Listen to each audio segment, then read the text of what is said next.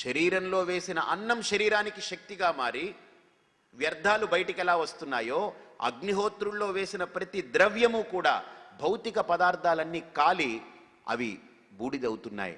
దాంట్లో ఉండేటువంటి శక్తి ఏదైతే ఉందో, విలువలు, అవన్నీ ఒక శక్తి వలయాలుగా మారి మన మంత్రంతో జత కలిపి, మంత్రము ఆ అగ్నిహోత్రుల్లో కాల్చబడ్డటువంటి శక్తి, ఉత్పన్నమైన శక్తి, ఇది రెండూ కలిపి మంత్రపూతమై మన యొక్క పర్యావరణాన్ని రక్షిస్తుంది.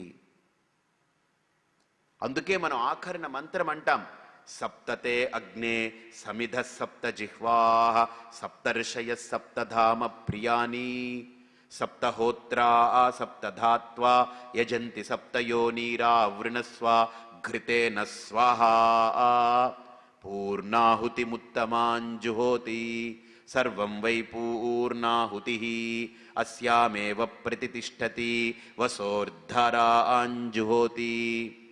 మంత్రం అంటే ఏ యజ్ఞంతో అయితే ఈ ప్రకృతినంతా పవిత్రం చేస్తున్నామండి మనం. ప్రకృతిలో ఉండే ప్రతి శక్తిని పవిత్రం చేస్తున్నాం మనం యజ్ఞంతో. ఈ లోకంలో పవిత్రం చేసేటువంటి ఏజెంట్లు 4 ఉన్నాయి, గుర్తుపెట్టుకోండి. భూమి పవిత్రం చేస్తుంది, నీళ్లు పవిత్రం చేస్తుంది, నిప్పు పవిత్రం చేస్తుంది, గాలి పవిత్రం చేస్తుంది. అందుకే మనం పవిత్రం చేసే ఈ 4 భూతాలని పదార్థాలతో లేకపోతే దాని స్థాయికి తగ్గట్టుగా మనం ప్రక్రియలతో ఆరాధిస్తున్నాం.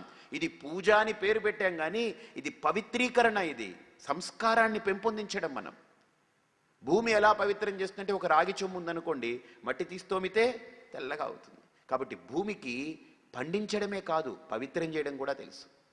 దేన్ని తెలుసా? దాని నుంచి పుట్టిందానే పవిత్రం చేస్తుంది. బాగా చూడండి, భూమి మట్టి దేన్ని పవిత్రం చేస్తుందండి? మట్టిలో నుంచి పుట్టిన లోహాలని కానీ, మట్టి పాత్రలను కానీ, లోహాలని కానీ వాటినే చేస్తుంది. అంతేనా కాదా? అంటే అది తన యొక్క పిల్లల్ని తను సంస్కరిస్తుంది. తల్లి ఎలాగైతే పిల్లల్ని స్నానం చేసి కాపాడుతుందో, భూమి కూడా తన నుంచి పుట్టుకొచ్చిన లోహాలు, పాత్రలు, అంటే పృథివీ తత్వంతో ఉన్నటువంటి పదార్థాలని మట్టి సంస్కరిస్తుంది. జలం ఉంది చూసారా? జలాన్నే పవిత్రం చేస్తుంది. మీరు బాగా చూడండి, నీటిలో ఒక మురికి ఏర్పడింది అనుకోండి, ఆ నీటిలో ఏర్పడ్డ మురికిని మనం ఎలా పోగొట్టొచ్చో తెలుసండి? ఆ నీళ్లనే ఫోర్స్గా కనుక కొడితే ఒకదానికి, ఆ మురికంతా కూడా దానికి గుద్దుకుని ఉండిపోతుంది, నీళ్ళు అవతల వైపుకి వెళ్ళిపోతుంది.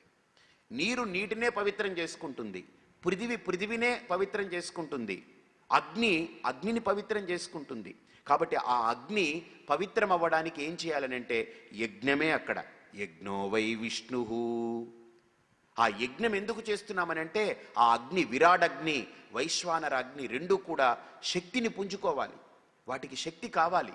అందుకనే భారతదేశంలో హిందువు చేసే యాగం వల్లనే, హిందువు చేసే హోమం వల్లనే ప్రపంచంలో అందరూ ప్రశాంతంగా బ్రతుకుతున్నారు. ఇక్కడ జరిగే, భారత భూమిలో జరిగే యజ్ఞము, యాగము, హోమాలు ఇవే ప్రకృతినంతా కాపాడుతున్నాయి. అందుకనే భగవద్గీతలో పరమాత్మ అంటాడు, అన్నాద్భవంతి భూతాని పర్జన్యాదన్న సంభవః యజ్ఞాద్భవతి పర్జన్యః యజ్ఞః కర్మ సముద్భవః. అగ్ని గురించి మాట్లాడుకున్నాం. వరుణుడు పక్కకెళ్ళి వాడు వచ్చాడు మళ్ళీ బయటికి.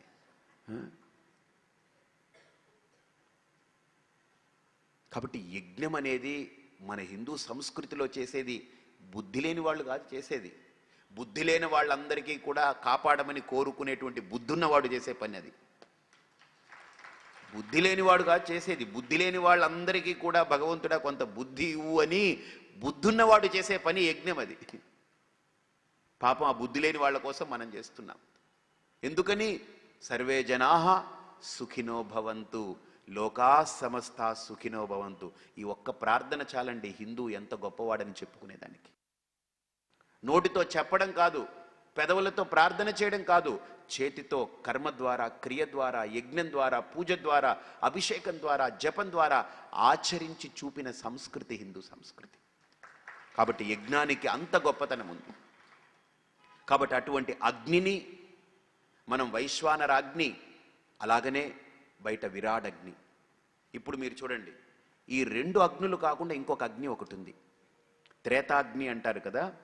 3 అగ్నులు ఉన్నాయి మొత్తం. అది 3 రకాల అగ్నులు. ఒకటి మన శరీరంలో ఉంటే వైశ్వానర అగ్ని, బయట ఉంటే విరాడగ్ని, ఇంకొకటి ఉంది ఆ అగ్ని, అది చాలా పెద్ద అగ్ని. అదే ఈ 2 అగ్నులకి కారణం. ఆ అగ్ని ఎవరు చెప్పండి? ఆయనే సౌరాగ్ని. అసలు అతను లేకపోతే ప్రకృతి లేదు. అందుకనే సంధ్యావందనం చేస్తారు కదా, ఉపనయనమైనటువంటి వాళ్ళు సంధ్యావందనం చేస్తారు. దాంట్లో మంత్రం ఉంది, నమస్సవిత్రే జగదేక చక్షుషే జగత్ ప్రసూతి స్థితి నాశ హేతవే. అంటే సృష్టి స్థితి లయము వాడి వల్లే జరుగుతుంది. ప్రసూతి అనంటే, ప్రసూతి అనంటే సృష్టి, స్థితి అనంటే మెయింటైన్ చేయడం, నాశనము అనంటే డిజాల్వింగ్, డిస్ట్రక్షన్. త్రయీమయాయ త్రిగుణాత్మధారిణే విరంచి నారాయణ శంకరాత్మనే. కాబట్టి ఆయన్ని, సూర్యుడిని ఏమని పిలుస్తాం తెలుసా మనం? సూర్యుడికి ఒక పేరుంది, చెప్పండి. సూర్యనారాయణ మూర్తి అని అంటాం. అంటే నారాయణుడు ఎవడో కాదు, సూర్యుడే నారాయణుడు. నారాయణుడు అంటే ఎవడో లేడు, ఈ భూమే నారాయణుడు. నారాయణుడు అంటే ఎవరో కాదు, ప్రవహించే నీళ్లు నారాయణుడు, వీచే గాలి నారాయణుడు, లోపల కదిలే ఆలోచన నారాయణుడు. అందుకనే నారాయణ ఏవేతి ఇదగుం సర్వం.